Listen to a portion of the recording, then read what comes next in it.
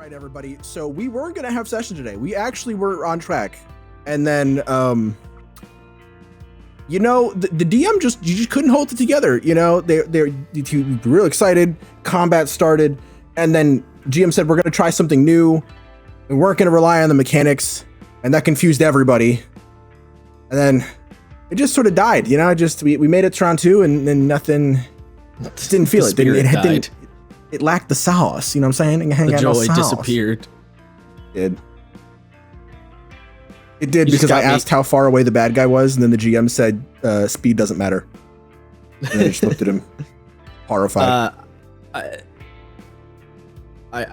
You just made me think about the fact I am currently in no campaigns of anything and no sessions of anything, and I just got a little sad about that. Gotta get back on. Hey, look, you can pick up Vampire the Masquerade. I've been hankering to play Vampire the Masquerade. Brother, we just had a problem because of your schedule not lining up with anyone else's schedule. You're not in the running.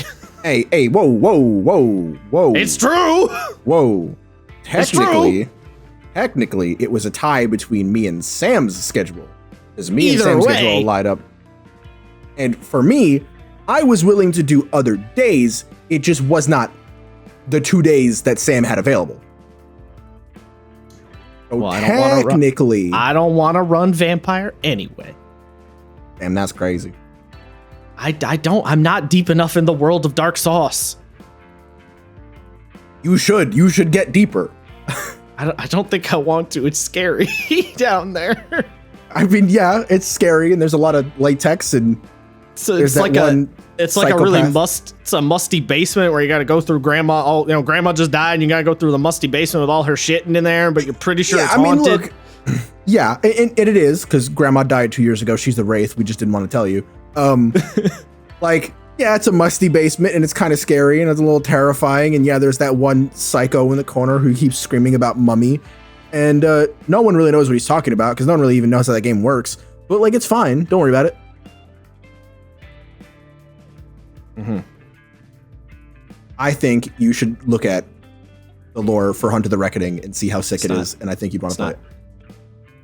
It's not happening, Chief. I know what I want to run, and that ain't it.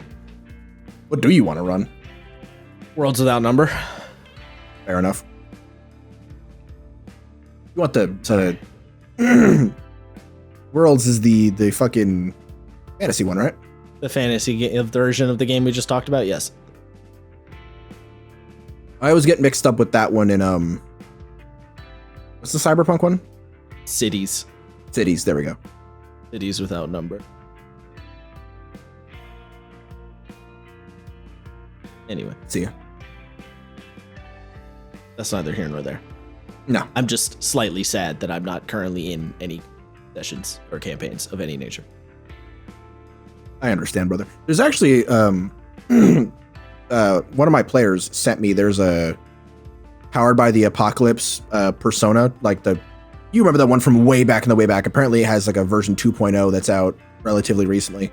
So I might take a look at that, and we might talk about it on the podcast. I did not personally look at it, but yeah. I remember you referring to it, you and some others referring to it. Yeah, I can send it to you. Yeah, solid maybe. Wow, as in solid maybe if I will look at it or not. Damn, that's crazy. Well, if I decide we're going to talk about it for a podcast, you're going to have to. Yes, I will be forced at gunpoint in that case. Correct. Actually, so this is a good segue because... Segues into hitting the follow or subscribe button. Continue. Damn, that is even crazier. That's crazier than Paul Stanley making a force field with his voice and then traveling through a Ferris wheel. That's actually a... You can't reference the stupid video we just watched 20 minutes ago that no one else has any fucking clue what we're talking about. You can't just do that. Oh my god. So those of you who don't know, you should watch the Scooby-Doo Kiss crossover. It is something. For those of you who don't know, again, which is basically everyone, Isaiah's on a weird Kiss kick right now and is just really into Kiss for some reason. Fucking 40 years too late, but whatever. I know, dude. Do you know what I would have given? What I would give right now to be able to go back in time, to escape this hellscape that we're in, but also to go back to like a Kiss concert when they were in their prime. Kiss debut? 74. Jesus. Yeah. Give me Sheesh. give me a Love Gun came out in 86. Give me that era of Kiss. I would be in heaven. Well, I mean, they're all still alive. They could, or most of them are still alive. They're all still alive. They are still touring. No. I think one of them passed. They are still actually touring, but like I want them in their prime. I want the most energy. Fair enough. But yes, the original point of the Persona game is a good segue to what we're talking about today, because today's topic is fiction first combat. The thing that I guess was, made really big by Powered by the Apocalypse way back in 2000. I don't actually know if that's true, I'm gonna be honest. It's the first time I ever heard of it. I'm sure it existed before that, but I think it's the one that probably made it the easiest. Understand? Old D&D kind of sort of had an element of that too. So like, I think it's one of those things like, where do you start the counter? It's like if you look up the origin of like when I only bring this up because me and the missus looked this up recently. When did sci-fi start? What was the first thing that created the sci-fi genre? And the answer is, it depends on who you ask. There's a couple of answers. So I feel like this is probably Dune? A similar scenario. No, Dune is not even close. No, really? Some people argue the first one's the Epic of Gilgamesh, and then some people argue that it's the fucking, it's the Hindu Mahabharata. Maybe that one. One of the Hindu books, one of the mythology books. Yeah, it's with the fucking spaceships. Yes, the Mahabharata. Yeah, probably. But anyway, point being, Arjuna and Arna. Point being, the answer is kind of it depends. So, what game established the fiction first combat system? Probably it depends. Fair enough. That's kind of why I redacted. Anyway, I think it's the one that. It's the one you noticed.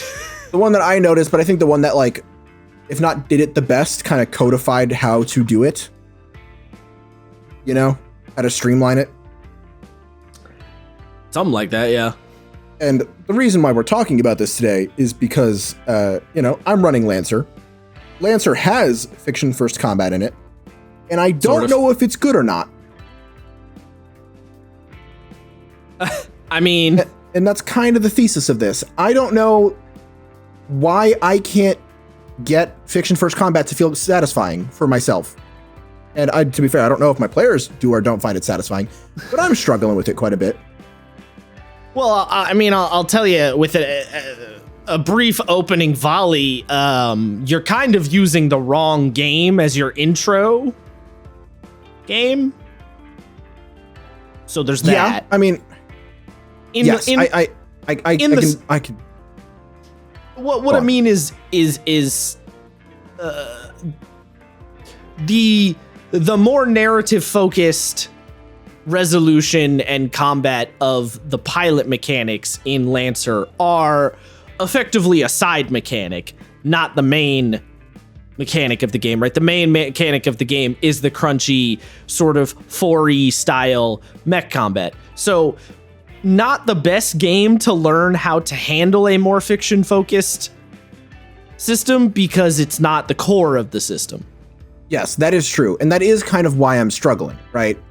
Because, and I'll bring it up in a little bit, there is a weird ludonarrative disco biscuits going on where the game has triggers, which are basically the catch-all for any skill, right? And yes. in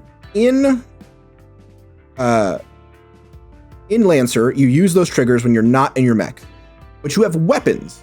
And those weapons have stats, and again, I guess we'll talk about this a little bit now. Weapons have stats, right? And they have designations, and they have range quantifiers and all that. So what am I supposed to pay attention to particularly, where it's like, I want to run across the room and shoot this guy, or I want to run away and shoot this guy, and then I go, okay, well, there's a range here. Does this matter? Does it not matter? When should it matter, if at all?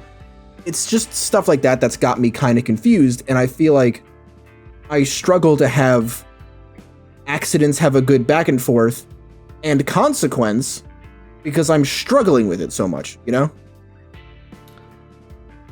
I mean, this is going to be a little tricky because I I read those rules for Lancer a little while ago, and I don't remember them super well. And obviously, I'm not running the game, so I haven't seen them in context. But like at least in reference to the when should I care or not care or use this bit or not use this bit, if it is done well and or I hesitate to say correctly, but if it's done well, it's like you should always be using those elements of the system, but it should feel relatively seamless. You shouldn't need to debate about it too much most of the time. Obviously, there will be moments where you have to debate about, but that's true of any RPG system. There's going to be moments where you're like, okay, we're kind of butting up against the rules in a weird way here. That's just always true. But so like, for example, I'm just going to use Dungeon World a lot here and or Apocalypse World because those, well, I guess I'll use Apocalypse World. Those are, I can reference because I know what I'm talking about. So like the ranged example, if you're in a conflict and you're trying to do a thing, you just, the player says to the GM, I'm going to pull out my rifle and unload on that jackass. And the GM says, well, he's a little beyond the range of your rifle. So you don't, there's no move rolled here. You're not rolling a move because you're not engaging a move because he's out of the range of your rifle. So there's no seize by force going on here. So you spray a wave of bullets in his direction, but it doesn't hit him. You just sort of piss him off or annoy him or whatever, or get his attention at the very least. Right? Like the range tag is just an indicator for the GM to declare whether we need to bust out a move or not, a move roll or not. Right. Yeah. So that I get it. And as you're describing it, it's a little clearer to me.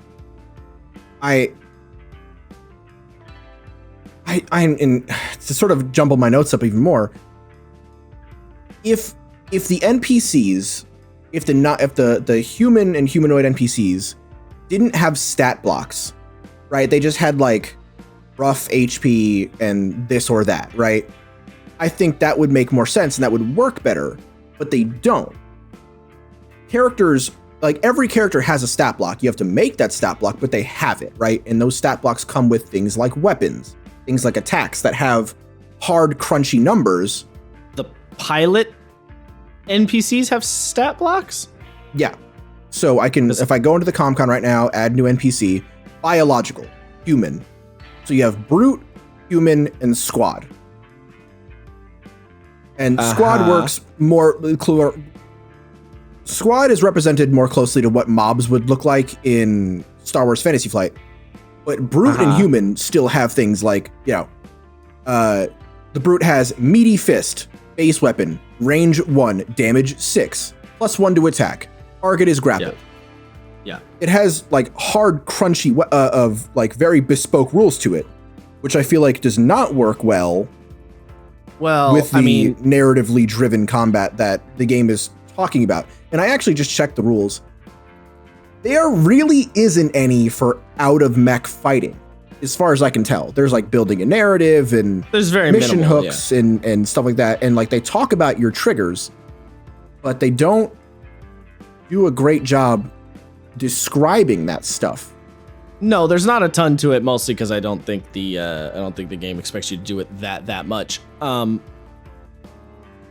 I mean, I don't know, nothing about that stat block that you just said sounds like a particular. So okay, so he's got a range of 1.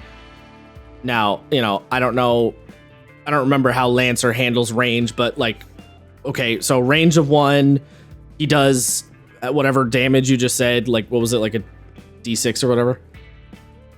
Yes.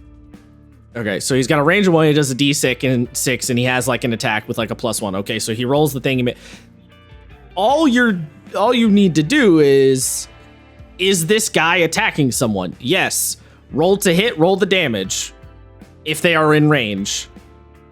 Like that's really all you need to worry about. There's nothing there's not that much more crunch to it. Though all those numbers are is the resolution number and the damage number, and is he close enough to hit this person? And sometimes is he close enough to hit this person might be a little bit debatable, but in that scenario, you just go with what makes sense in the fiction, because at the end of the day, that's what the fiction first is about. Does this make sense in the fiction? You know, number wise, it's like, is this enemy within the distance that qualifies as range 1? Maybe not, but because of the terrain, the player character could sort of run a couple of steps and like jump and then hit him. So close enough. So yeah, you can do it. You know, like it doesn't make sense in the fiction. That's no matter what you're doing, that's always the thing you come back to is, does this follow the fiction? You're right. Like whatever's happening, whatever it is. This is where things get a little complicated though. So one of the things that the Brute has, right, is this ability called Inhibitor Chip. The Brute is not immune to tech actions and attacks despite being biological. In pilot combat, you cannot make tech attacks because you do not have a tech score. Yes. Right? So this is assuming mech combat. This is assuming a mech is attacking the Brute, yeah. Yeah. But I almost want there to be like separate stat blocks, like versus mech stat blocks and versus people stat blocks. Well, as soon as you're busting out the mechs, though, you're not in the fiction first combat system anyway. So you're not, no, but you're throwing in all that stuff is going out the window. Yes, but I guess the point to this is, if someone had an Omni Hook, which is like it's a deck, right? It's a fucking Decker's deck from Shadowrun or whatever have you. If they go, oh, I want to hack them, that's a trigger. That's not a tech action. So do you treat it like a tech action? Or do you just go, well, no, it's a trigger. You can't activate tech actions with triggers because it's not how the game works. And the easy answer is, well, you kind of just do, you go, well, it makes sense narratively, so you treat it like one, but that's not what the rules say. The rules don't give you anything. Well, it makes sense narratively, so you treat it like a trigger. If I'm remembering how triggers even work 100%, which I sort of. Like, triggers are like skill proficiencies that you give yourself and are custom and are highly reliant. Yeah, and they follow. Yeah. And they follow like fictional phrases. But yeah, I mean, if the person has a deck and they have a trigger that would allow them to like I'm good at checking, or I'm so good at jacking in, then yeah, make the trigger roll and just let them do it. Because at the end of the day, the Brute character having this like chip in their brain thing is kind of just a fictional tag in this particular scenario, because you're not dealing with mech combat. So you just use it as a little fictional indicator to tell you whether this action makes sense or not. But this is also a very weirdly specific problem to this game. Yeah, I mean, yes. It is a specific problem to this game because it's trying to blend the two together.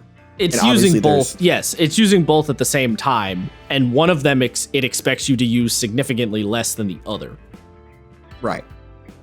So like, this is kind of a system-specific weirdness. It is, yes, and that can probably go a long way to talk about why I'm having trouble. But we'll sort of get into it chronologically. So to sort chronologically? Compared to my notes. Okay. So I mean, to give some backstory, I've been running Lancer for what, 6 months now, about roughly. I don't fucking know, maybe. And I've run combat, pilot combat, fiction first combat, narrative forward combat, whatever you want. Like for this context, we could say pilot combat. Right.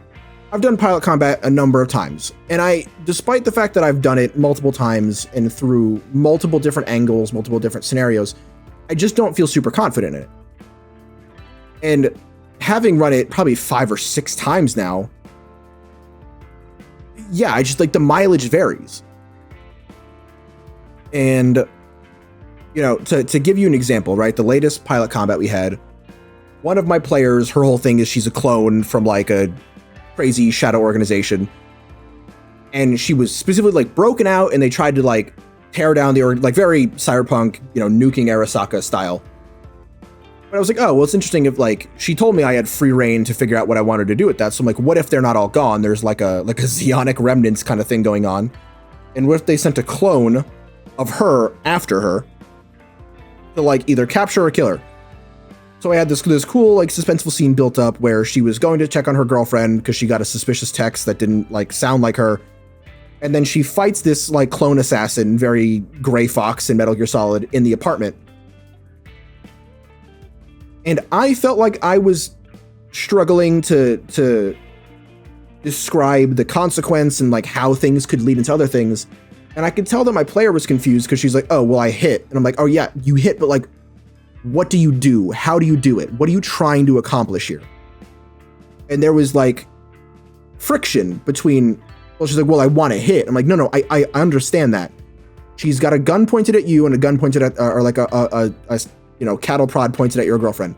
How do you try to solve this situation? And there was like, pushback isn't the right word, but there was some sort of disconnect somewhere. Yeah, I mean, she's just D&D brained. Yes. Yeah, I mean, that's a part of it, right? Like, yeah, you have players who are D&D brained. In D&D, you say, I attack and I hit, I roll damage. That's it. In a game where it's fiction first, you have to describe how you're assaulting the character. You can't just say, I make an attack roll, because not always, but most of the time in a game that uses fiction first combat, there is no attack roll, right? Yeah. So like, and it might be really simple, right? Like you could be playing in Dungeon World, you could just say, I'm just going to draw my sword and take a swing. And sometimes that's fine, like depending on the scenario. But in this particular case, yes, she probably should have been a little more specific. But she's just a little too D&D pilled. But there's no, like that, yeah. There's no like, you can't solve that. There's no magic juice to solve that problem. It just takes time to get un-D&D pilled. Yeah. I mean, like I even brought it up. That is definitely one of the problems. And I think, very fairly, another issue might be that because pilot combat is supposed to be rarer than mech combat, I don't think they have enough time to really flex those muscles. Yeah, I mean, it doesn't help, yeah, because most of the time you're doing 4E style combat, which is, keeping you on that D&D drip feed, and then every once in a while you do the not D&D combat, and it's a little tricky because none of your as far as I remember, except for maybe 2 that I can think of, none of your players have really played a game that doesn't use your usual 5 or D&D-esque tactical combat. Well, so that's the interesting thing. I found out one of my players is playing that same character is playing in a Powered by the Apocalypse game. All right, well, I don't know. Yeah, so, like, I mean, I found that out today. So that's sort of thrown the notes that I made into whack, because now I'm even more confused, because, like, well, you're used just to this, so maybe it's just that there's some dissonance going on here because of the same reason that I'm having dissonance, because it's like, well, I'm used to the fiction first stuff, but there are rules. Well, fiction first doesn't mean no rules. No, but it means like less bespoke mechanics and more narrative driven actions supported by soft rules. No, I think you're misunderstanding. All fiction first, all it means at the end of the day. So when you resolve a mechanic in something like D&D, it goes mechanics, fiction, back to mechanics. When you resolve a mechanic in something like Apocalypse World, it goes fiction, mechanics, back to fiction. It's just a reverse of that resolution. So in D&D, you say, I would like to make a perception roll. You succeed. The GM says, fictionally, you notice the goblin over the ridge.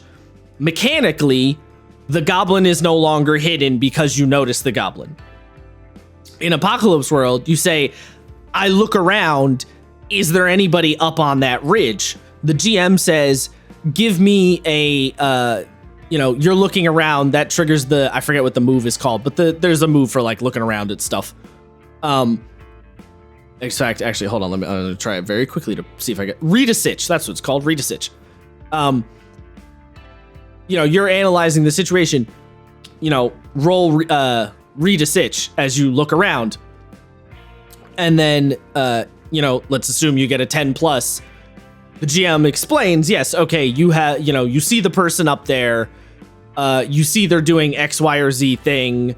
I'm forgetting exactly what I think Read a Sitch has, it does. Okay. So you roll the 10 plus, and then you ask a couple of questions as the player. So, which enemy is the biggest threat? Right? So fictionally, I scan the ridge. Mechanically, GM says, roll a Read a Sitch. Player says, I'm asking the mechanical question of which enemy is the biggest threat from my roll. Back to the fiction, the GM informs you see there are a couple people on the ridge. One guy looks particularly big and nasty and has quite a big fuck off gun. That is the flow difference. But it doesn't mean necessarily that you're working with less rules. It just means you're prioritizing, because at the end of the day, every game you're switching between mechanics, fiction, right? That's always the case. It's just the idea is which one are you prioritizing? So in the pilot situation in Lancer, this guy has a gun pointed to your companion, and he's also has a gun pointed at you or whatever. Your player doesn't say, I make an attack roll, and then you as the GM say what happens from the attack roll. Your player says, I throw myself at him, and then you as the GM say, okay, that sounds like you need to make an attack roll of some kind. And then you say what happens after that has been resolved. Right. The idea is that players should never make a mechanical. Now, obviously, this is one of those things where philosophically it works one way, but in practice it doesn't work exactly that right way. But the idea is that in something like an Apocalypse World, the player never ever says mechanical terminology. They don't say, I would like to read a sitch. They just describe what they're doing, and the GM asks them for a mechanical thing if the GM feels it is necessary or pertinent.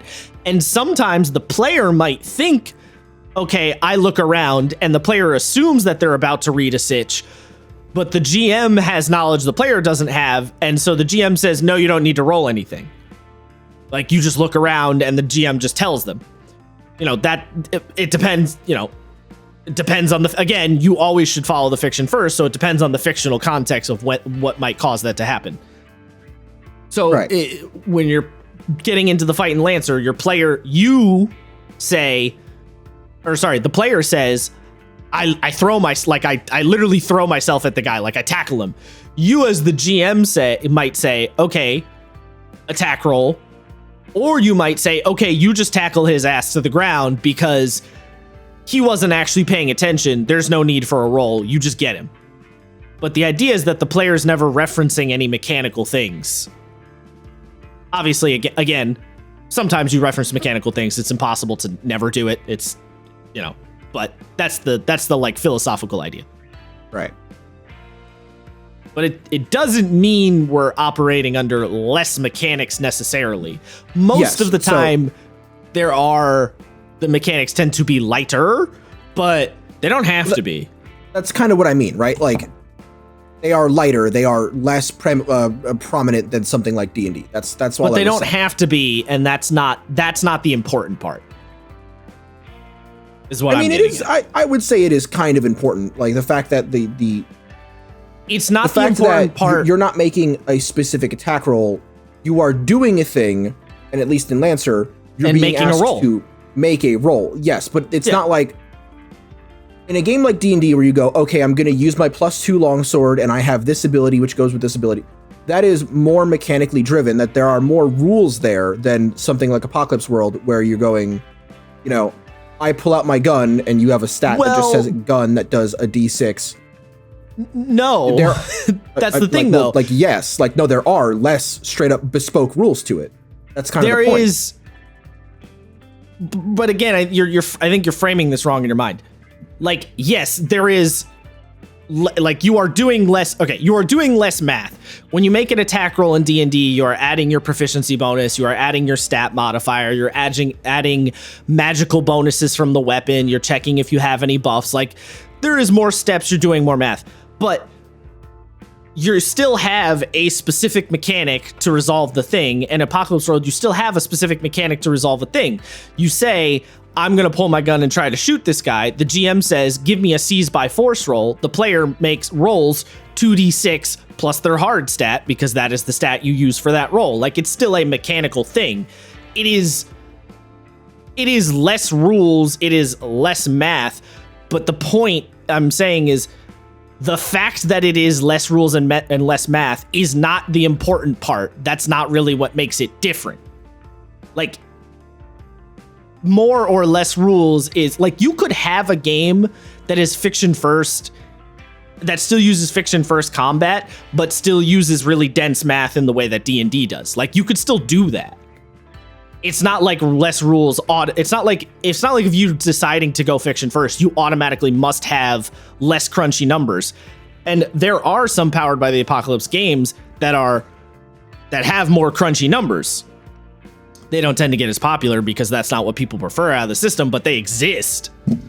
So it's not, the rules quantity is not the important part. The important part is how you flow from one system to the next, which is to say how you flow from fiction to mechanics to fiction to mechanic. Like, that's what makes it different and important. And what aspects of the mechanics are you paying attention to at what point?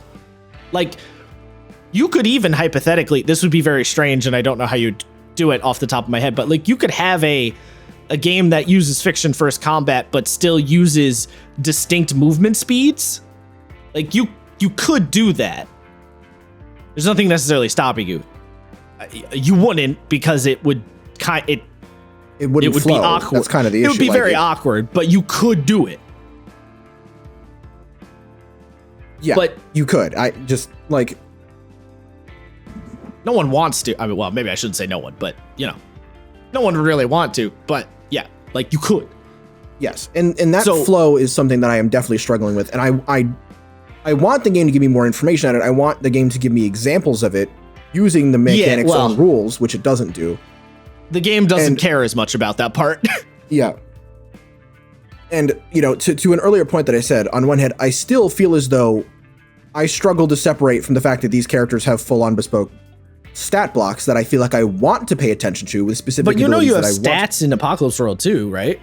I know you do, but the stats in Lancer, because they're specifically calling out mech-based abilities and they're talking about things like through the lens of just assuming that you're going to be fighting in mechs anyway. Well, yes. Kind of why I said before, I kind of want two stat blocks where it's like, okay, this is this and that is that. Well, I assume the reason that there is a little bit of an overlap there is so you could have a situation. I assume what they're trying to do is the Titanfall thing, right? Yes, they want you to be able to fight your way to the mech and then you board up in the mech and then fight back. On top of it. Yeah. I totally get that. That's kind of why I said, like, I don't get rid of it. Like, keep the biological characters there, but give me a different stat block that I can switch to, right? Like, give me like a in mech and out of mech variant, like a button on the ComCon that I can cycle the two things. And I don't know if that would actually do something, but like psychologically in my head, I feel like it would help, which I think is a big problem. It's like the psychological aspect of it. Well, I don't know. That would also, like, I sort of get what you mean, but that would also be really awkward. I think, like, but why? Honestly, the game already does that, is kind of what, like, that's what we just talked about, right? The game is built on the idea that your character can go from with softer rules out of the mech to mounting up and then getting ready for the crunchy combat. And the characters have pilot stuff where their triggers and all that stuff is, and then they have their mech stuff in the mech hangar. So this is already a thing. Sorta, kinda. So, like, the thing is what you're describing is every human stat block has a pilot v pilot character sheet and a pilot v mech character sheet. And the reason that would get awkward is that the immediate problem I'm thinking of in my head is, okay, so my character jumps out of their mech and starts throwing hands with another pilot on the ground, but everyone else is still in their mech shooting at each other around us. Now, which stat block am I using for the two people punching the shit out of each other on the ground? Well, so there for that, immediately becomes there immediately becomes an awkward, like, you have to figure out how to design that, and there's ways you could go about it, but it's gonna be a little awkward at delineating when do I go between one or the other. Yes. So I don't know that is the best solution. Well, so I argue that problem already exists. There's no way to get around it because of the fact that your weapons have stats and ranges, and they specifically say that each weapon can only do so much to a mech. Like, that stuff is going to be there regardless. But if the game just says, if there are any mechs on the field, you treat it like a mech fight, I think that would do plenty to delineate the two. Honestly, I think where they fucked up was making the two so drastically different. Kinda, like, I almost feel like pilot stat blocks should just be set up similar to mech stat blocks and just be not as complicated, like just be simpler versions of them. In a similar way to how Stars Without Number, the monsters, like the enemies follow the same rules as the players, but the enemy stat blocks are greatly simplified to a player character sheet. I think that probably would have been a better move. Like, pilot stat blocks are structured similar to a mech stat block and use similar rules. They're just not as complex.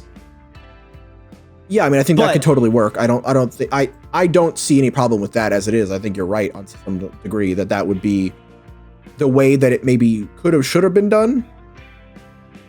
That being said, you ain't getting that, so you got to deal with what you're getting. Well, that's what I was going to say. That's not what I have. Unless you want to homebrew your own system. Which I don't. Right. And yeah, I mean, like, so the other point I made, right, is knowing, and we kind of talked about when to override abilities with triggers, how and when and why. I just wish the game had given me more than that. Pilots never have abilities, right?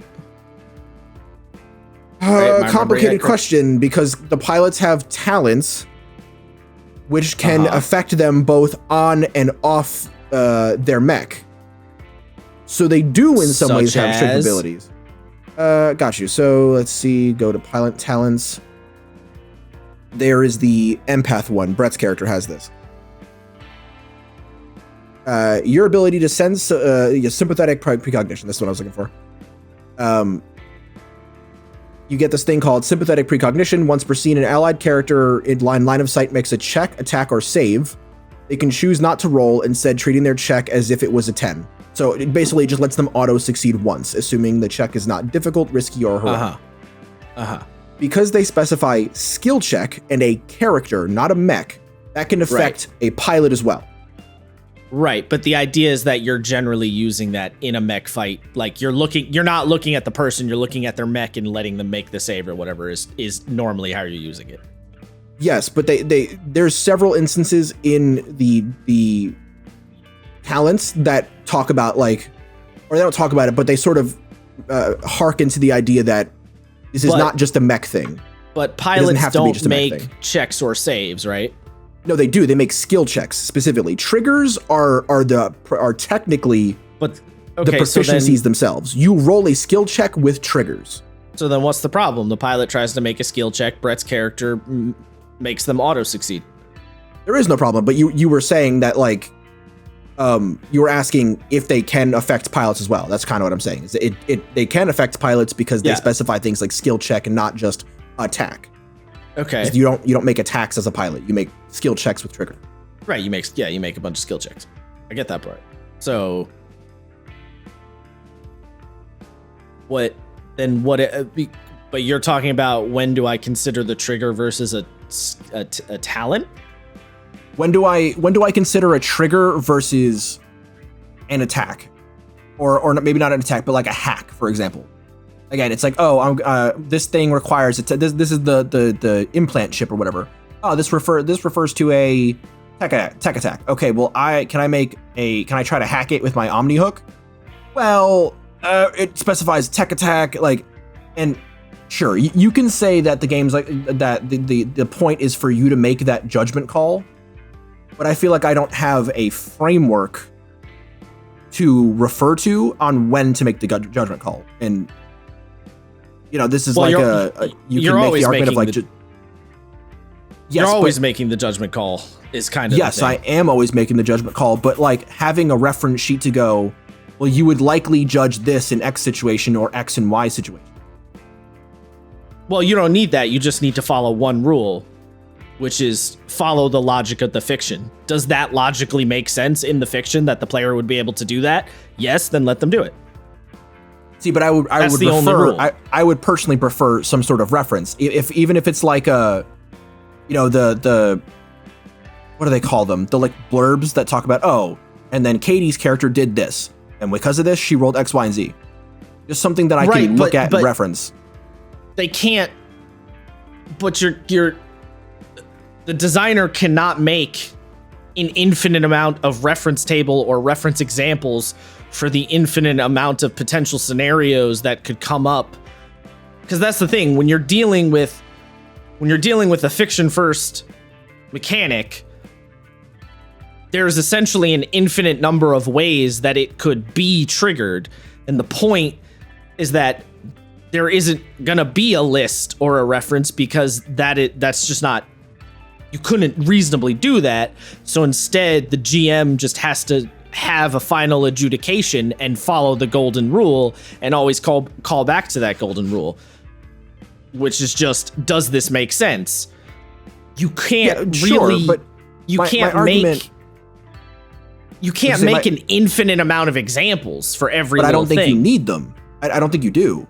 I think you need one or two examples, and to say, in this instance, you're going from pilot combat and reinforcing it with mech combat abilities. In this instance, you typically want to go with the mech combat side of things. Inversely, here's a different example of mech stuff with pilot stuff coming in at the end of it. This is where you'd want to refer more to skill triggers and stuff like that. That's all you need, really. You need two examples of when to do X or Y. And then you can put a third chapter and go, if they don't quite follow these rules as they are, then you as the GM should that's when it tells you to make the judgment call. But at least I get two orders of operations that I can look back to and then go, okay, so it's more this than it is this, so I'm going to rely on the first one. Or it's more the bottom, the second one than the first, so I can rely on the second one. I mean, that's kind of a your opinion on the thing. The problem is now you kind of have made a new problem.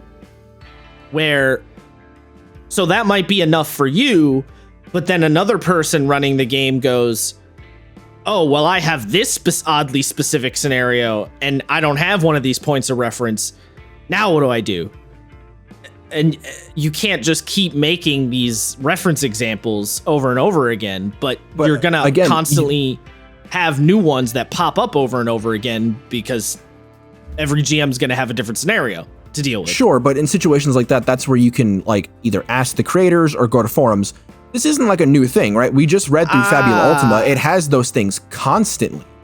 I don't know that you should bank on that as a reliable way to solve the problem, though, like getting a hold of the person. Well, no, not getting a hold of the person. That's an option, but like asking your peers, that's another option. But yeah, but you can't design a game assuming that. No, I think you absolutely can. I think Fabula showed us that you can. Like that's literally the whole thing. That's why people still use RPG Exchange, because they go, well, this super niche thing came up. How should I solve this? And then people in that discussion, which you always see in D&D, go, well, if you look at this rule on this page, it says this thing. So you can think about it either this way or this way. That and some level, the point of these freeform games is that you're gonna be having to rely on other people anyway. So you can't rule that out. I don't think the designer can go out of their way and bank on the idea that there's gonna be people online to explain situations to each other. Like, you can't design your game with that assumption in mind, especially because you could make a game and have very few people playing it, and if nobody's playing your game, then nobody's going to give them that help. So like you really can't design with that assumption. I mean, you know, maybe you shouldn't, but you can. I mean, okay, you can. Whether or not you should or shouldn't, like, I think it's a bad idea. Sure, fair enough, but like, so let's put it this way: we've seen it. We saw it in Stars Without Number. We saw it in Fabula Ultima. We saw it in. Where did we see it in Stars? What? Examples of like little blurbs with a character. What do you call those? I can't. Yeah, the example blurbs. I understand.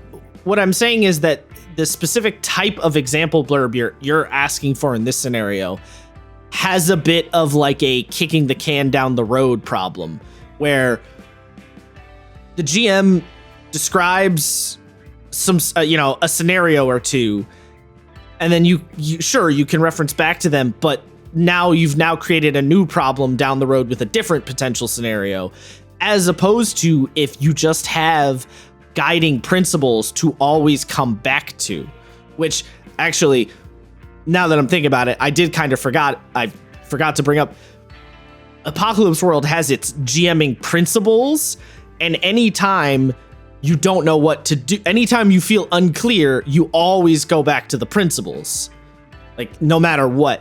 And that's your anchor.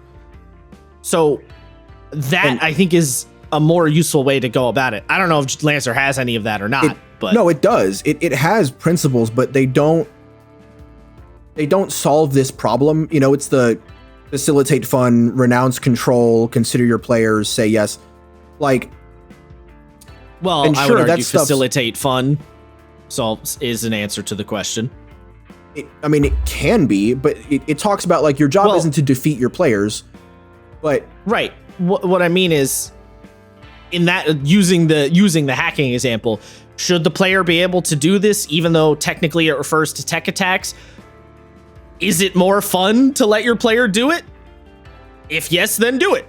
Like, that is kind of answering it. Sure, that's might not kind be of the answer vague, you want. and I feel like I need more than that, and I like.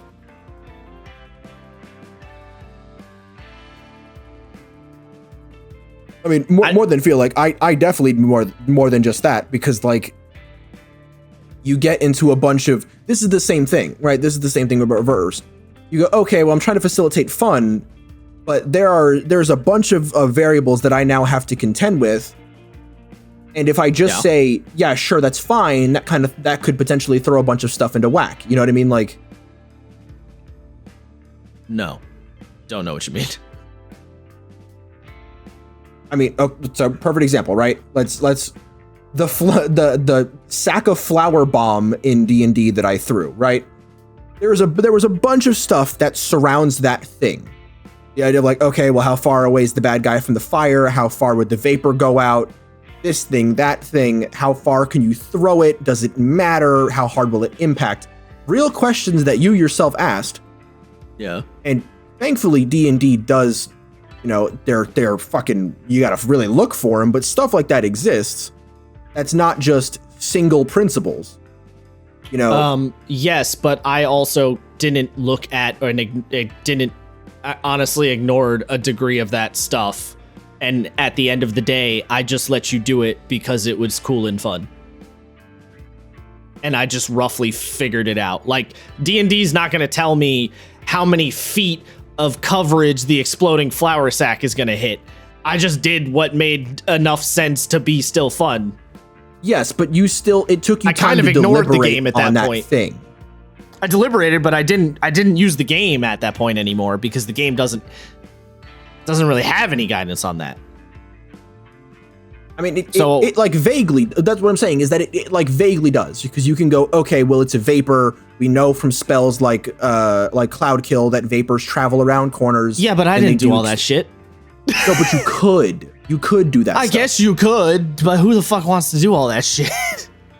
I mean, that doesn't bother me much, frankly. Like, I find to some degree, you know, being able to refer back to those rules and go, well, we see this X, Y, and Z, and because we see those examples here, we know that they're a thing, which means in theory they should be feasible to accomplish. I like that stuff. Maybe you want to call that rules lawyering, but like, it's a fun kind of rules lawyering. It's not. no, you're not allowed to do that other player because the rules say, it's. I just don't like. I would just rather have a core set of principles and an agenda, and just, so like Apocalypse World has. I said principle. It has 3 things. It has the agenda, which is make Apocalypse World seem real, make the player characters' lives not boring, play to find out what happens. The play to find out what happens is like the really, really important one there. And then it has always say what the principles demand, what the rules demand, what your prep demands, what honesty demands, the honesty being a big one there. And then the principles are Barth 4th Apocalyptica, and the principles get described in more detail. Barth 4th Apocalyptica, address the characters, not the players. Make your move but misdirect. Make your move but never speak its name. Look through crosshairs. Name everyone. Make everyone human. Ask provocative questions, build on the answers. Respond with fuckery and intermittent rewards. Be a fan of the player characters. Think off screen too. Sometimes disclaim decision making. That one's very handy too, by the way. Sometimes just saying, I don't know what the answer should be. Players, do you have an opinion on the answer? But for the hacking example, I would say that the principle of being a fan of the players, in so much that I'm a fan of the characters, or being a fan of the player characters, I am a fan of the characters. I want to see them do the cool thing, so I'm going to let them do the hacking thing, because that's me supporting and being a fan of them. And it is also in a way what honesty demands, because it feels like, yes, that is like an honest thing that makes sense kind of vibe. So like I think just having those core principles and sticking to them in whatever interpretation you prefer is more useful than having kind of chunky examples which can cover a good amount of things but can't cover everything.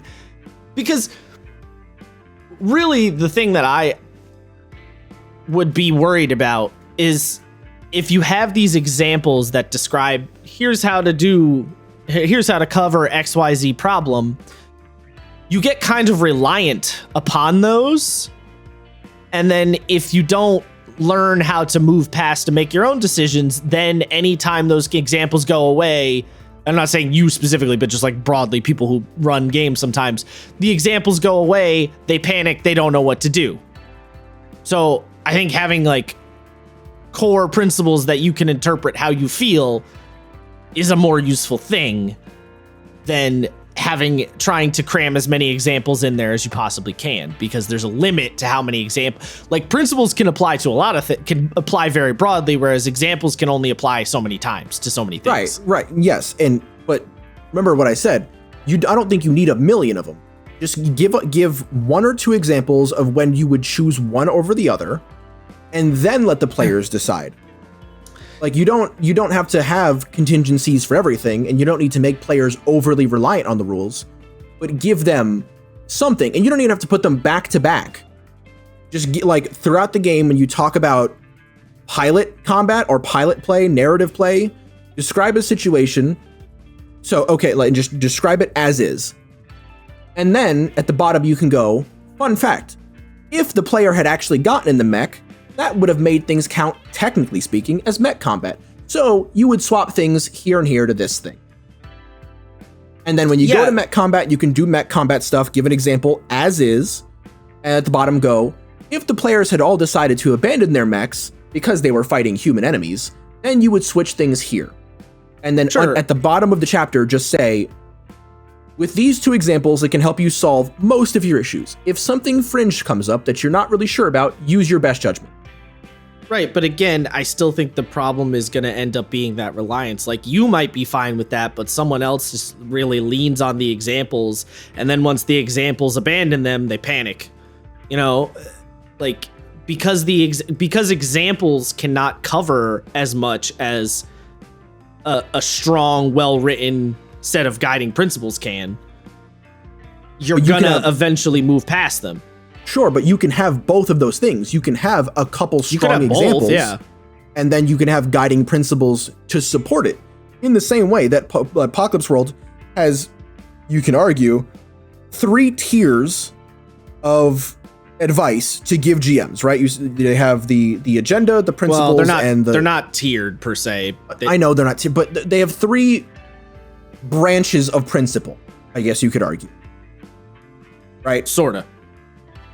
Lancier doesn't have any of that. It has one thing, and it's guided by, make it fun, which is cool, and it's good, and it enforces to the GM that, they shouldn't be trying to torture their players. Sure, I mean, it's got use. I'm not saying it's a useless thing, but I don't think it's particularly outlandish to say there needs to be more than just this.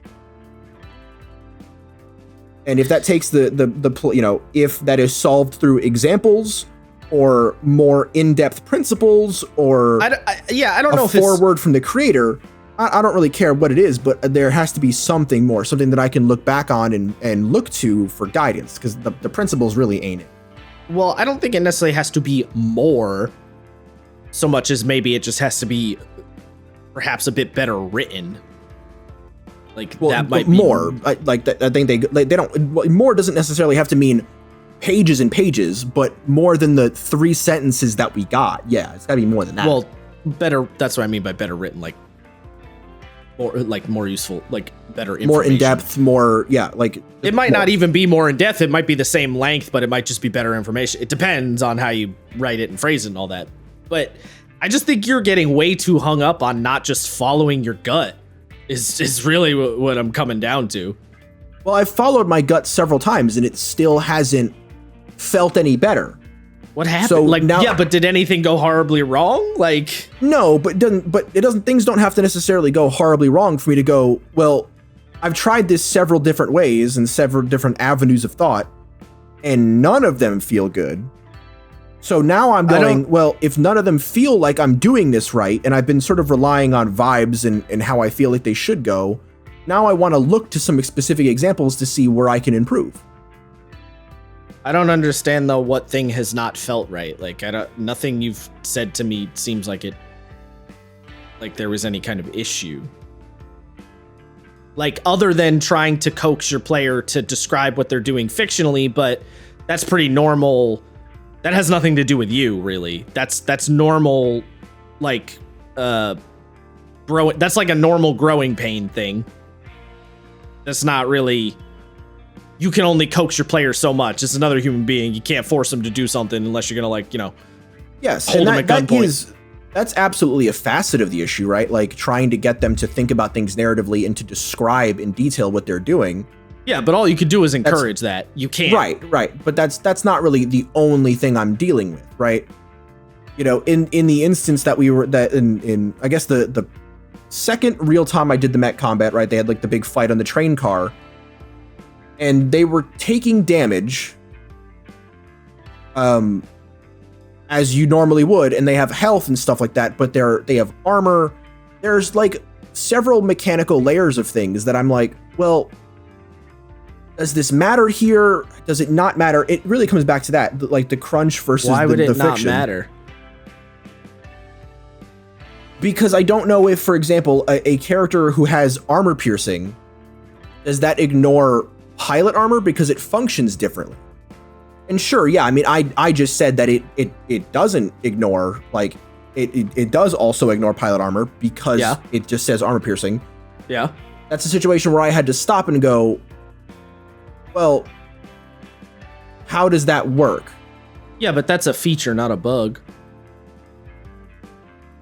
I mean, it certainly feels like a bug at times. Maybe that's not the best example, and but that's, maybe I'm not doing a good job of communicating, but there definitely feels to be some sort of dissonance going on between how I feel like things should be going and how they're going. Again, notwithstanding how the players describe their actions. But it just feels janky and stilted, and I'm not quite sure why yet. And this is sort of the thing that's frustrating. But do you get what I mean, though, when I say that's a feature, not a bug?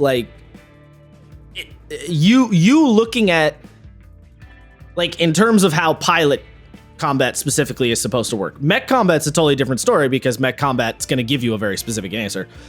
But in terms of the pilot combat, you look at it and go, it's armor piercing. The player character is shooting a guy who is wearing armor.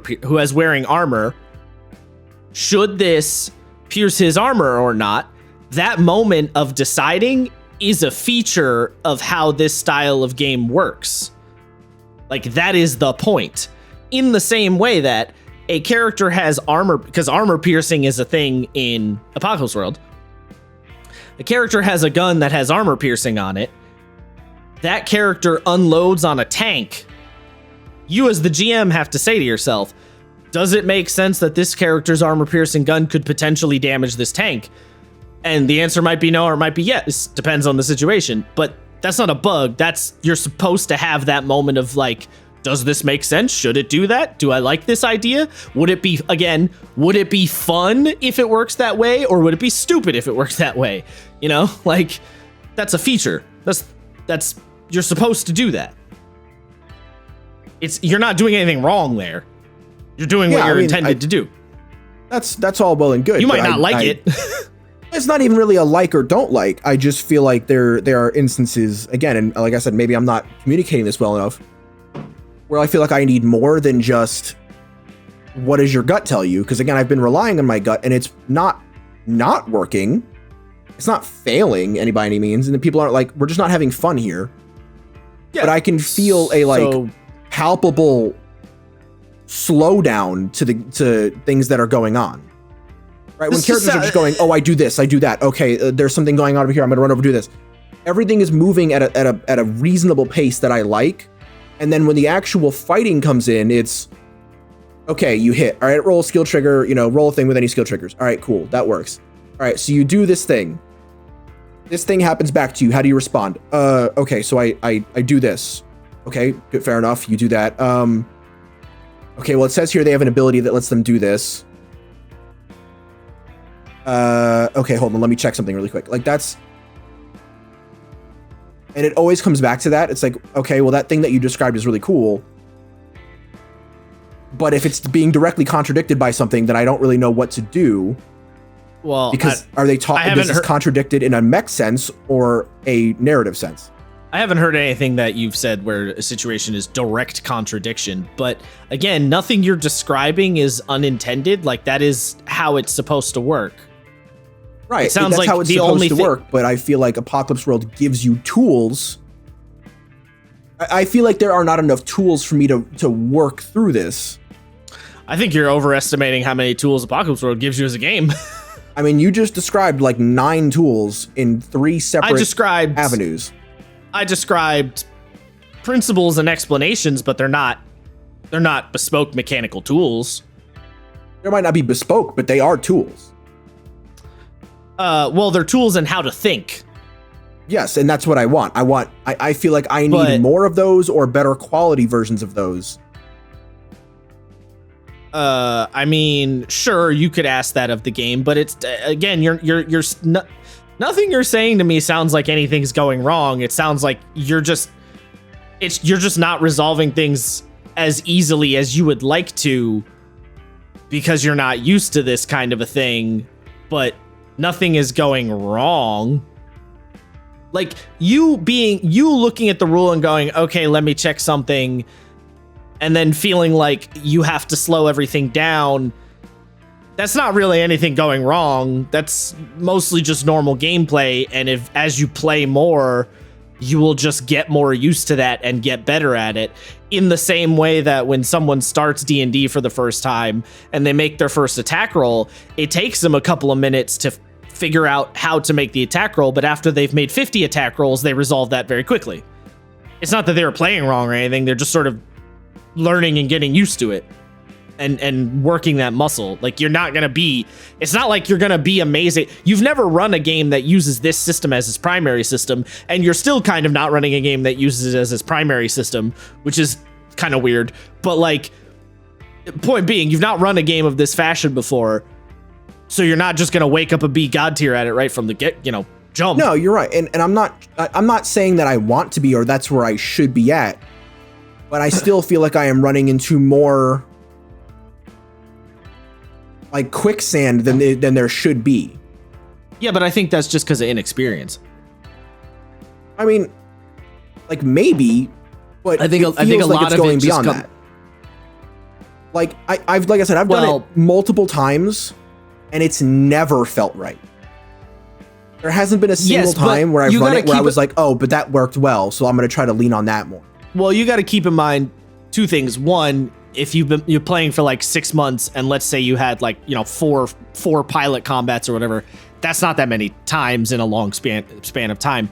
And two, you're constantly switching from one style to the other style back and forth in this game. So even if you have done it a bunch of times, you haven't really grinded out that many hours with it because you're not commit. All right, you're playing a fighting game, right? And you say, I've been playing, you're like, I don't understand why I'm not getting it better. I've been playing this game for 15 hours, but you know, every 3 hours you switch to a different character. Well, you haven't really been playing the game for 15 hours. You've been jumping around on characters. Of course you're not going to be very good at the game yet. You haven't taken enough time to commit to any one character to really understand the game. So constantly jumping between the mech and the pilot combat, and I'm not saying you shouldn't do it. I'm just saying this is just a symptom of how the game is designed. Constantly jumping between the two, you're not really putting that many reps into the into the pilot combat. And also, quite frankly, I know you give more of a shit about the mech combat rules anyway. So of course you're going to put more mental time and give more energy towards the mech combat rules because that's what you care about more. No, yes, and that's not incorrect, but to go back to your fighting game analogy, right? You switch characters every like 3 hours or whatever, and you go, oh, well, I like that this character can do this, I like the way this feels, but I don't really like this. Then you jump to the next character and you go, well, I like how that thing feels, but I don't really like this. I don't like the way that they combo, I don't like the style of play, I don't really like zoning or whatever. And then you jump to another character and you go, okay, so this character's whole thing is they do some interesting footwork stuff. I've noticed that they've got good movement and that they're supposed to be all over the place. You're sort of putting together like case files on how the game works and the different things to look out for and pay attention to. Yeah. I'm not getting that at all. I I don't want to say I don't believe you, but I almost kind of don't believe you. I mean, I don't know what's not to believe. Like, I just don't. What I mean is, I think you are building that case file repository. You just don't think you are. Like, I find it hard to believe you're not, unless you're playing the game incredibly mindlessly, which is nigh impossible when you're running anyway. I find it very hard to believe that you're not doing that. I think you're just over analyzing and over stressing it. So you don't think you're doing that, but you are. You know, like, and again, the switching back and forth is gonna slow that process down. It's gonna make it take longer, no matter what. So unless you say to yourself, all right, group, we're gonna do only pilot combat for the next month worth of sessions. You know, if you like put the reps in like that way, you know, you could try that. I don't know if your players would want to do that, but hypothetically you could do it. But I find it very hard to believe you're not building that case file. You're just building it probably a little slower than you might have anticipated or want to. Possibly, but I don't know. I don't know, so I'm going off what I can I can demonstrably replicate. I can't fucking speak today. I'm going off what I can demonstrably replicate, and the answer to that is not much. And what I'm trying to replicate is like, oh, that felt good. That felt productive. That felt like either I or the players are learning something. And I'm not getting that. And again, like, yeah, you're right. I do care about the mech combat stuff, and I'm still trying to figure that out as well. Well, but yeah. I can still tell while I'm doing mech combat. I'm like, okay, so the players didn't really respond well to that. Maybe that mechanic was a little jank. Maybe that wasn't worded well. All right, so I'm gonna like iterate on this and try again. I can feel it happening. You care more about the one combat versus the other. So of course you're gonna think about it more and retain it more. That's thing number one. And thing number two, you're doing the mech combat way more often, and you're spending a singular mech fight is taking 3 hours, whereas a singular pilot fight is probably only taking an hour. So like, just the pure reps the pure reps in the gym, the amount of dumbbells you have picked up in one version versus the other is just way more. Yes, and I get that, but I still do have at this point 5 years of GMing experience. Like, I can tell. Yes, but not 5 years in this style. No, but the skills are not completely untransferable, right? Like, just because I spent 10 years in the gym working on my arms doesn't know that I don't know what a good leg workout feels. I know when the muscle groups are burning the way they're supposed to. Not the best analogy, but sure. But yeah, that 5 years is being put to use though, because you are making calls. So yes, the 5 years is being put to use. That's still there. I'm not saying it wasn't being put to use. Like, what I'm saying is I'm using those 5 years. Yeah. But I can't recognize, I can't feel the muscle. I don't feel the burn in this instance. It just feels nothing. Like, and maybe I'm learning that I don't like the narrative stuff and it's never going to feel good. Like, I mean, you might not like it. I want to, if you don't like it, because it's fun when I play it, when I'm doing it, like as a player, I enjoy it a lot. So I don't know why I wouldn't like it, because it's just more of that thing that I like to do. Because the GM side of the table is not the same vibes. No, it's not. But like, you can like one thing as a player. Like, for example, I find D&D. I like a lot of aspects of 5e as a player, and I don't like those same things on the GM side of the table, because you have different needs and different responsibilities and different things to worry about. So you might not like dealing with it on the GM side of the table, but you might enjoy it, especially because using narrative combat, like specifically on the player side, when you do it, you just declare, I want to do X, I want to do Y, I'm going to do this and then this. And the GM tells you, okay, I need you to make a this roll or a that roll, right? You as the player aren't really adjudicating anything. You're just doing shit. On the GM side of the table, the players are doing shit, and you as the GM aren't doing anything. You're adjudicating all the time. So another way I could phrase that, when you're dealing with fiction first mechanics, the players are active and the GM is reactive. So you might like the active side of how it works, but not like the reactive side of how it works. That's entirely possible, because it does feel different. I have been on both sides of the board on that one. It does feel different. Yeah, I mean, I've got nothing to bite and to combat you on that one. Yeah, I mean, that's 100% possible. Yeah. So yeah, you might not like it, which is, I mean, whatever, it's fine. But again, also, you might like it more if that was the only thing you were doing. You know, you might like it more if you were playing Beam Saber, you might like it a lot more. Beam Saber may not the best example, but you know what I mean. No, I mean, I think Beam Saber is a good example. It's the same, like, yeah, I get what you're saying. Forged in the Dark sits in a little bit of a middle ground between these two things, but yeah.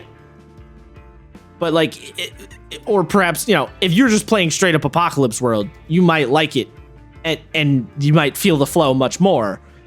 But because you're doing this switching back and forth thing, constantly interrupted, and maybe like, you know, maybe I like it, maybe I don't.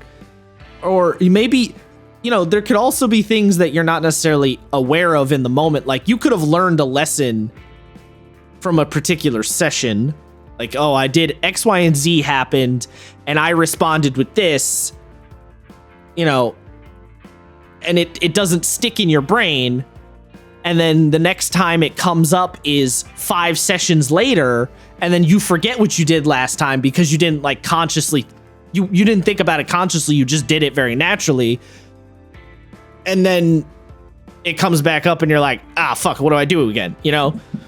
So that repetition isn't necessarily sticking as much.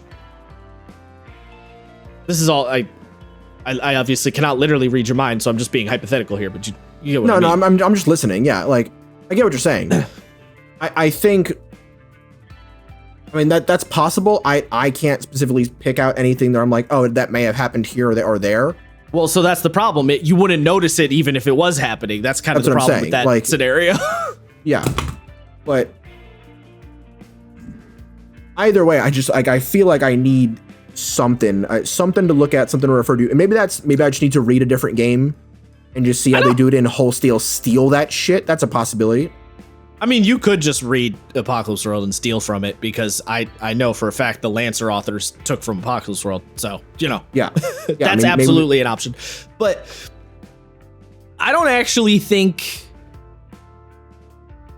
I almost feel like you're conjuring a problem for yourself that's not even really there that much.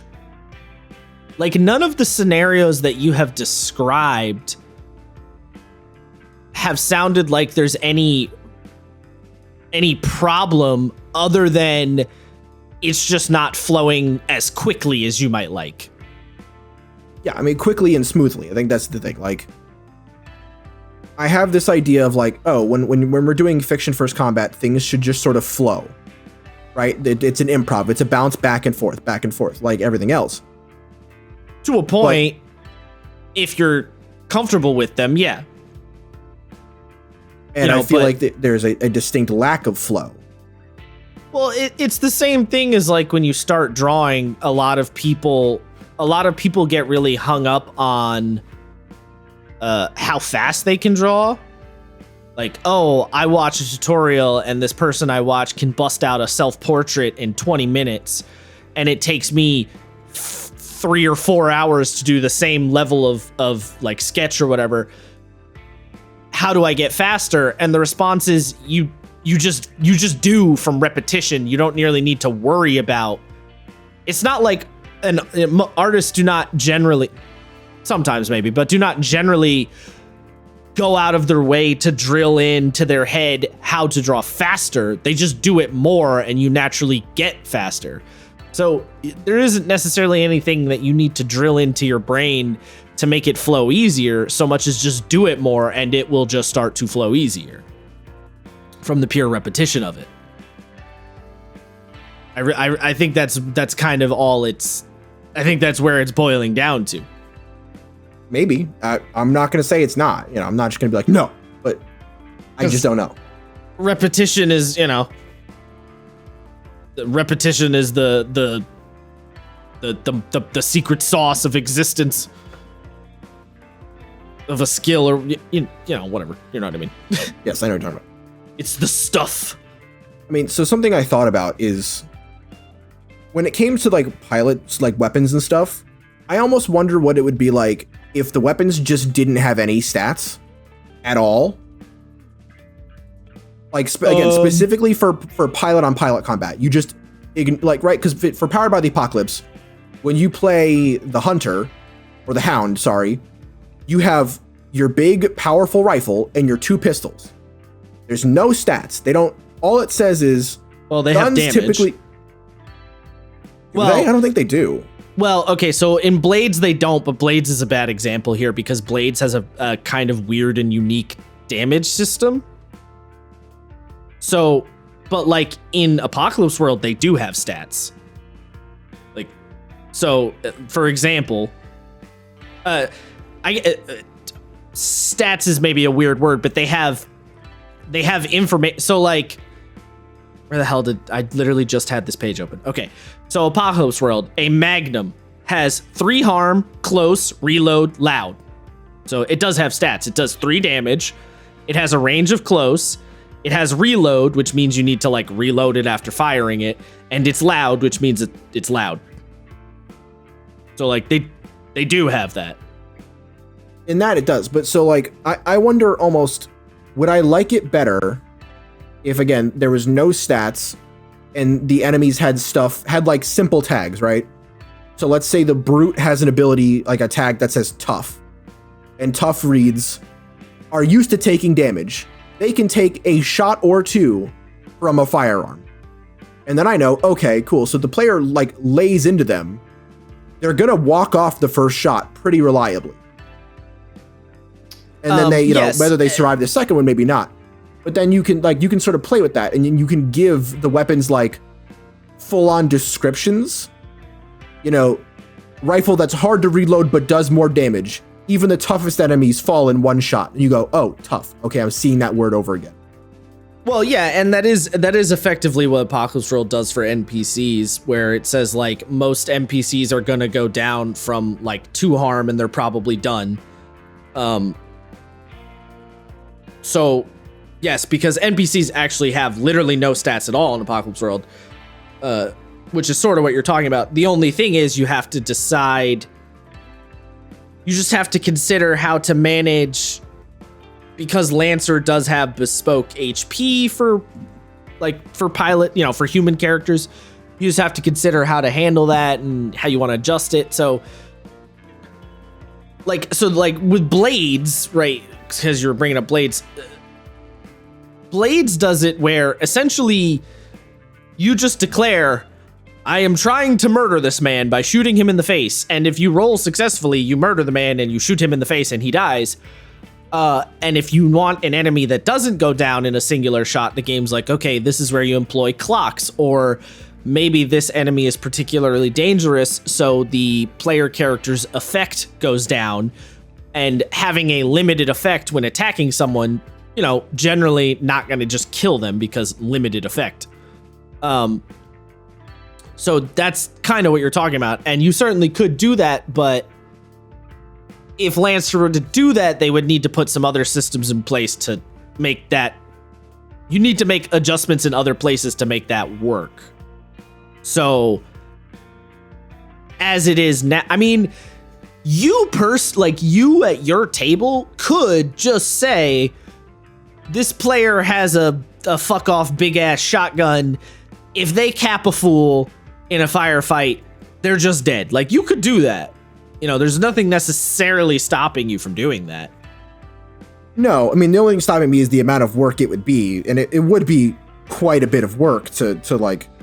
I mean, would it though? You just ignore ignore whatever the normal rule is. Yeah, you ignore it, but then you're on some level replacing with something else and remembering like, oh, big guys, they take a shot or two, or like. If you want to, but you don't do that you don't make a whole. I'm not saying make a system. I'm saying make a call on a case by case. Like, the players get into a big firefight, they unload down the hallway. Okay, all players make a group check.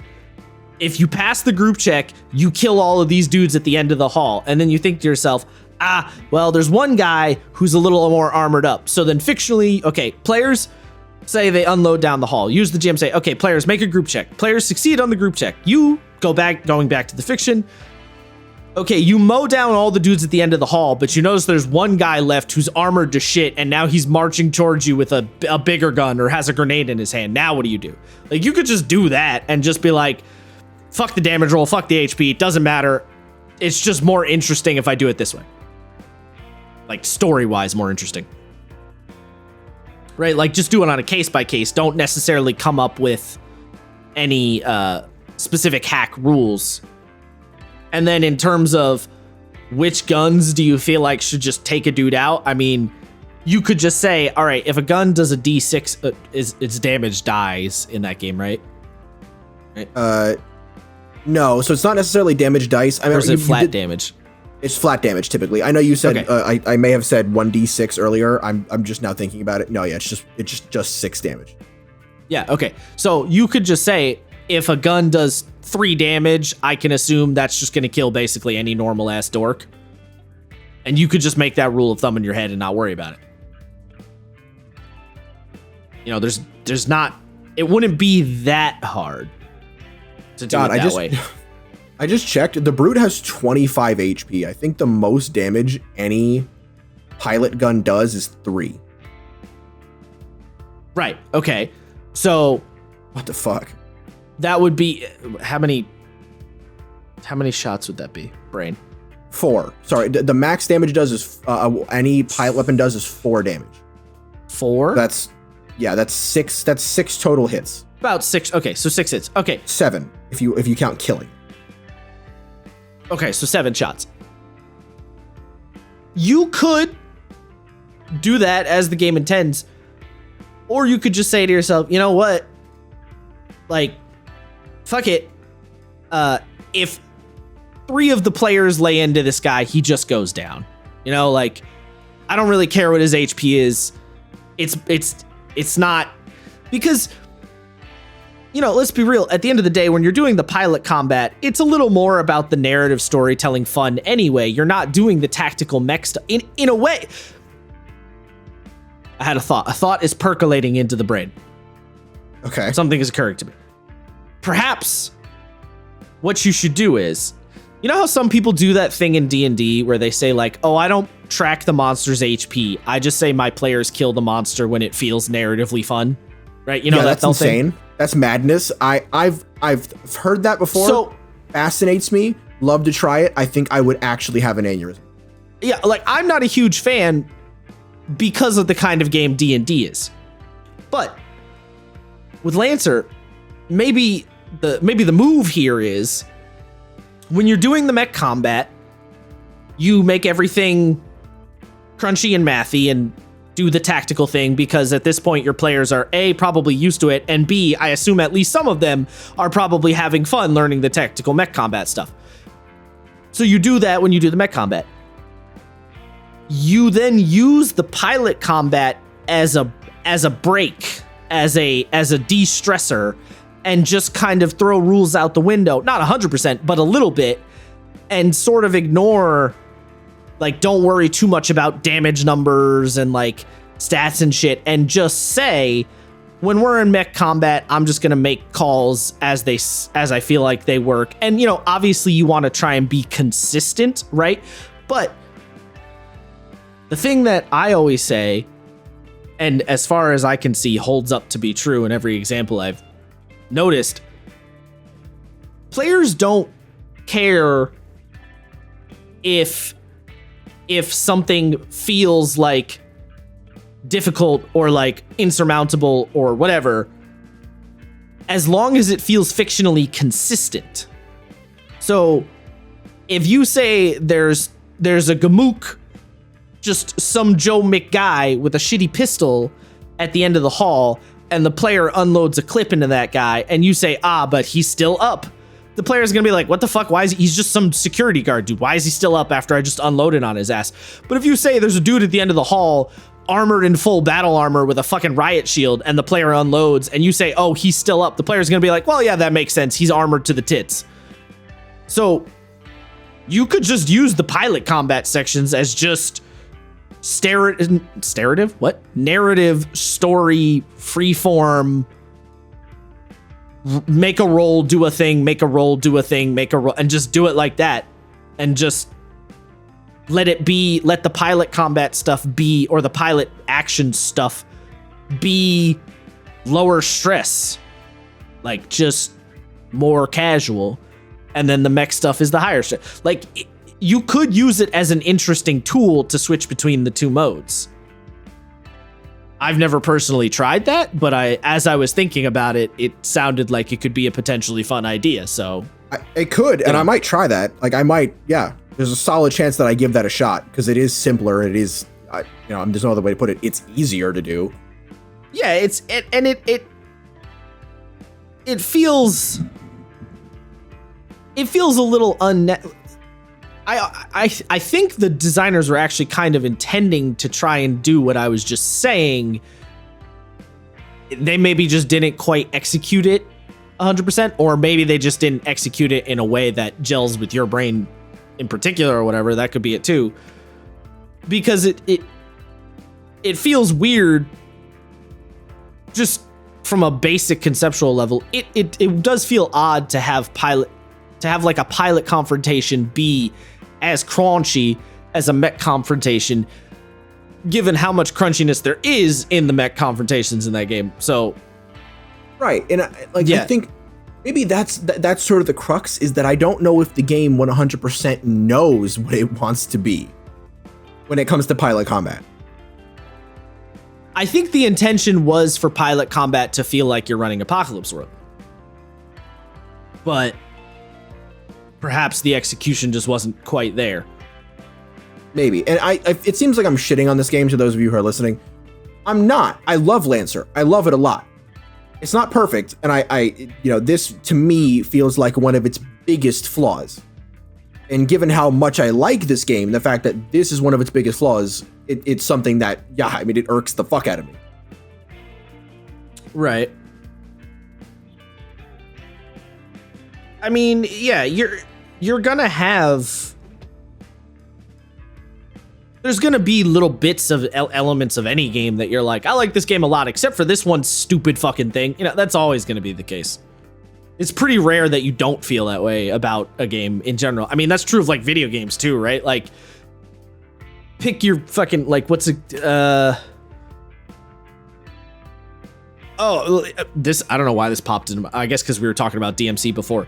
Devil May Cry 1. Oh, I fucking love that game. It's sick. And then there's that one stupid floating platform bit that makes me want to rip my teeth out. You know, like, yeah, that's normal. The stupid floating platforms to get the fucking, I think it was the gauntlet weapons at the top of them. Yeah. Yeah, fuck that noise. Right? Like, so it's normal. You like a game a lot, and then it has this one bit that you're like, God, this shit can kick rocks. Oh God, not kick rocks. That's such a southern thing to say. Is that a southern thing? I didn't know that is southern. The I feel like I hear people say that up here. I've heard it up north, but everyone down here uses kick rocks. Weird. Everybody uses kick rocks. So specific, but all right. I know, it's odd. It's weird. Yeah, I don't know. I am sort of, I don't know, everyone go buy a lotto ticket because I'm suggesting something really out of character here. I am kind of suggesting just fucking ignore the game, which I know is weird because I basically never say that, but that might be the move in this scenario. It might be, and you know what? I will actively give that a shot next combat, or I'll try to remember to do it. Yeah. But yeah, we'll also, see. And you have already tried it a bit, so it's not like you're completely ignoring the game. Yes, true. You're not true. doing it from the jump. I literally did do the thing, right? I did the thing we always say to do. Do it rules as written first, and do then it as written. Yeah. Start iterating.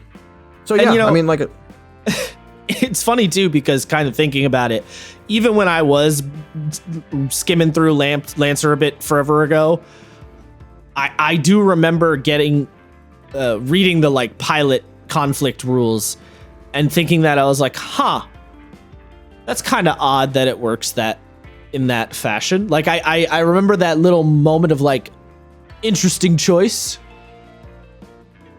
you know? Yeah. So perhaps I hadn't, perhaps my instinct was on point there, or maybe not. I don't know. I'd have to do it myself to like really say how I feel about it, obviously, but you know.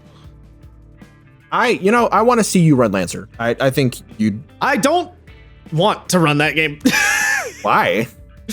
Because I hear about the kind of prep things you have to do and the way that you run enemies in that game, and it sounds like the kind of thing I dislike in a lot of RPGs. Fair enough. So this is something I found out in forums where people are like, never run more than 4 different enemies. Just don't do it. Because there's so many rules to remember. It's fucking impossible. I would say even less. I might say never run more than 2 or 3. But well, yeah. So the way that basically you need one of each type, right? Like you need one. Okay. They say you don't need, but like you should typically have one tank, or you need. What did they say?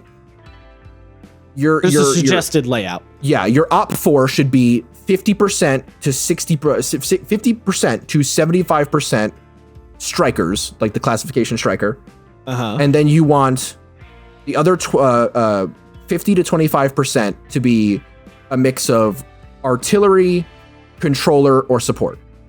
Yeah. So if you're like indoors, you're probably not going to have bombards and like mortar firers, right? So you go, okay, so I'll put a Goliath up front, and then I'll have a witch in the back to do some buffy stuff, and then I'll have, 2 different attackers, right? So you have 2 different strikers, 1 tank, 1 support. That's most combats. It is a similar problem, I think, that 5e has, and is a thing that bothered me running 5e, which is that, you end up having only a couple of types of enemies because you quickly realize if you stack too many different kinds of enemies, things get out of hand fast. And actually, funny enough, I do think 4 was kind of a magic number for 5e when I was running it too, although I don't know if I chose 4 consciously. I think I just kind of landed there. But yeah, it's a similar issue where, I mean, a perfect example was I stacked the Baba Ooze and the Blue Zows, fucking things, and you guys were making like 4 con checks a turn, and I didn't realize that I had stacked this really annoying, like, albeit somewhat powerful combo onto you guys. And then by the time I realized, I was like, ah, shit, we're like 2 turns into the fight already. All right, I guess we're just gonna deal with it, and I'm just never gonna do this again. You know? Yeah, and I mean, I think 4 works, right? Because it's sort of the perfect equation. You've got tiny enemies, easy to kill, bigger enemies, hard to kill, guy to defend the tiny enemies, guy to buff the big dude. Right, yeah. Like, it's, yeah. But what else did I say? Like, what I'm saying is the reason that I kind of don't want to run Lancer is because a lot of those things I know frustrate me. Because I prefer the stars without number mentality in terms of dealing with enemy stuff, which is enemies are really basic in comparison to what players have. And if you want them to be really fancy every once in a while, I want the game to give me tools to fancy them up, but I don't need everyone to be really fancy. You know what I mean? Well, so that is how Lancer does it. Like every NPC mech has like 1 or 2 things that it can do. So if I just go to here, we'll do the assault, like the most basic striker class. It has a heavy assault rifle and a combat knife, and on a reaction, it can gain resistance on damage. That's like the basic assault. And then the assault rifle has an ability called reliable, which says even if it misses and it doesn't deal its full 6 damage, at level 1, it always does at least 2 damage. So it basically cannot miss. It's always doing at least 2 damage. I mean, that's already a good amount of shit for a basic McGoob. It is, yeah. And then you go, oh, well, I'm gonna, like, this assault is, like, cooler. So you can give them, you know, an underslung grenade launcher, like a micro missile barrage, high impact rounds, auto targeting, or discipline. Now, you don't give them all of those things. You get to just pick and choose which one you want. Right, yeah, no. And it says to give it 1, 2 maximum. And if they're really cool, that's when you start giving them the templates, which, like, this guy's a pirate assault, and this guy's like a spec op assault. So yeah, it is literally the way you like doing things. I mean, it is, but I've still heard you talk about how the combat runs and is still quite chonky. Like, I would want them even more simple than you've even just, like, there's still a lot there, because just based on how you've described a lot of it, I'm not saying I would definitely hate it, but I am deeply hesitant, and I don't have a deep desire to run it. I'd be a player, no problem. I got no problem there. But running that game, I don't know. Tall order. Fair. On top of my more limited knowledge of the genre in general, which, you know, sways me. Yeah, I mean, that's true. I think genuinely, if you've got one brand of mecha you like, you can pretty effectively do it. You know, like, I mean, one of the fucking mechs you can pick is the Pegasus. The, like, I have a gun that exists across all time and space. It always hits. That's pretty G Gundam. That's like normal human Domon and normal human Master Asia drop kicking a building out of fucking catacombs. You're just like, how? No one cares. Fuck it. It just happens. Yes, I mean, I'm not saying I couldn't do it. I'm just saying I'm not as invested in the genre. So there's the hesitancy is a little higher than in something that I'm like deeply invested in or have a really good idea for or whatever. You know what I mean? I get it. That's a lot of GMing for me is, do I have a strong idea for what, like, for kind of game that I want to do? Like, I'm not the kind of person where you know, I have a campaign idea and then I try to take whatever game I'm playing to fit that. I'm the kind of person that I read a game and then I come up with a campaign idea based on that and go, ooh, this would work, you know? Mm-hmm. But this had we veered off topic now. We have. To be fair, though, there's not really much left to talk about. I kind of went through all my notes. Okay, fair enough. So, yeah, I mean, any closing thoughts? I don't know. Be less hard on yourself. God, I wish. I wish it was that easy. At least in terms of the GMing seat. Yeah. Also, I wish it was that easy. Also, always remember that problems that you notice in a game, your players almost certainly are noticing less or not at all. Because it's when you're in the player's seat, the veil of the GM curtain obfuscates a lot of things to the point that you don't even necessarily notice that something went wrong. Yeah, I mean, I'm always thinking that, like, and I'm pretty consistently asking my players, like, hey, what are your thoughts on that? Did you think that was good? Some players also just quite frankly don't give a fuck and are just here to like roll funny math rocks and talk to their friends or whatever. That is a thing too. Yeah, true. So,